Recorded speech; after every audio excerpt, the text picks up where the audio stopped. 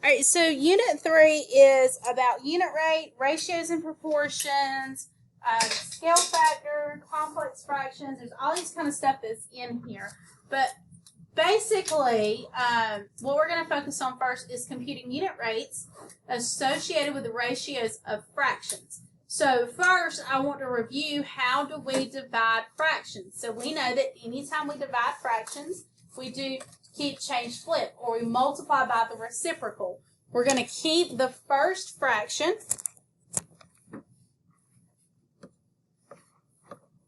change division to multiplication, take the reciprocal of the second fraction. Now I have a multiplication problem. I like to simplify before I multiply. So I'm going to look in the numerators and the denominators and see if anything will simplify. I know that 2 and 4 are both divisible by 2. 2 divided by 2 is 1. 4 divided by 2 is 2. 1 times 2 is 2, and 1 times 1 is 1. So my answer is 2. Anytime I have a denominator of 1, I don't write it. I just leave it as that whole number. So number 2, same thing. Keep, change, flip. I'm going to keep 1/3. Change division to multiplication. Take the reciprocal or flip the second fraction. Now I look at my numerator and denominator and see that there is nothing that will simplify.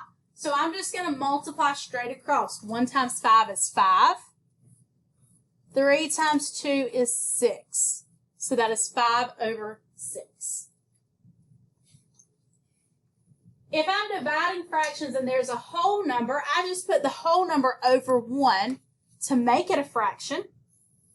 And then I follow my keep, change, flip rule. 1/4 times 1/2.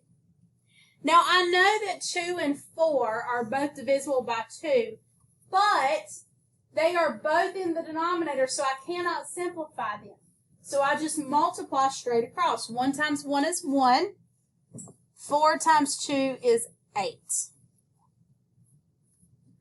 And for the last one, I'm going to put 4 over 1 to make it a fraction. And then I keep, change, flip.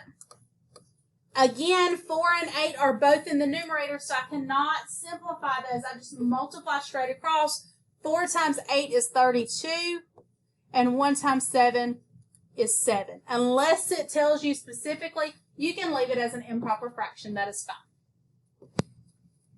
All right, now that we have reviewed how to divide fractions, we're going to talk about unit rate. Now, unit rate is a 6th grade standard. So in 7th grade, you should already know what unit rate is, but we will review it. Unit rate is a ratio with a denominator of 1.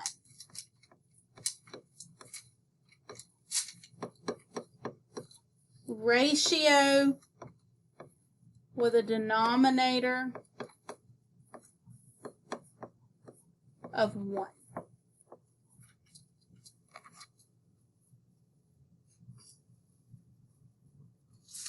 So anytime I'm looking for unit rates, I'm dividing numbers so that I can get a denominator of 1. I want to know the cost of one item.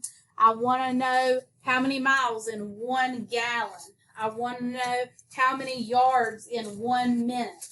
Those are different examples of real life unit rate scenarios. So for this example, Mike walked 5 blocks in 15 minutes. How many minutes did it take for him to walk 1 block? So we're looking for how many minutes it takes to walk 1 block. So I'm going to set up a proportion. That's another thing that you should have learned in 6th grade.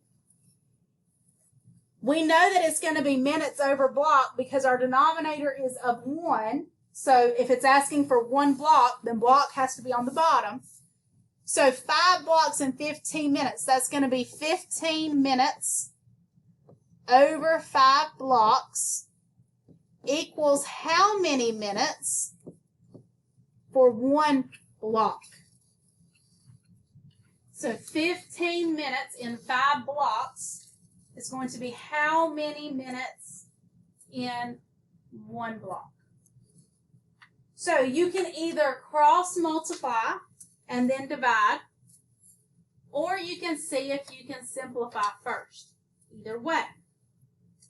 I know that 15 and 5 are both divisible by 5, so that leaves me with 1 on bottom and 3 on top. And then I multiply 3 equals X. So it will take 3 minutes to walk 1 block.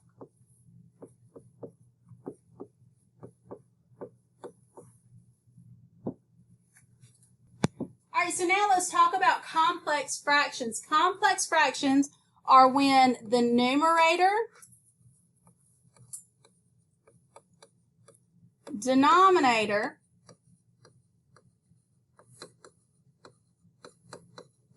or both contains a fraction.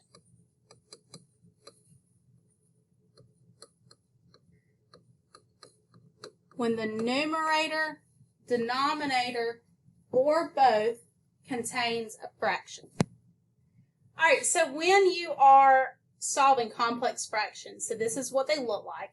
So what we are going to do is turn this into a division problem, because a fraction is the same thing as a division problem. So this is 1/2 divided by 4 over 1. So now we go back to what we did at the beginning of this lesson. We're going to do keep, change, flip.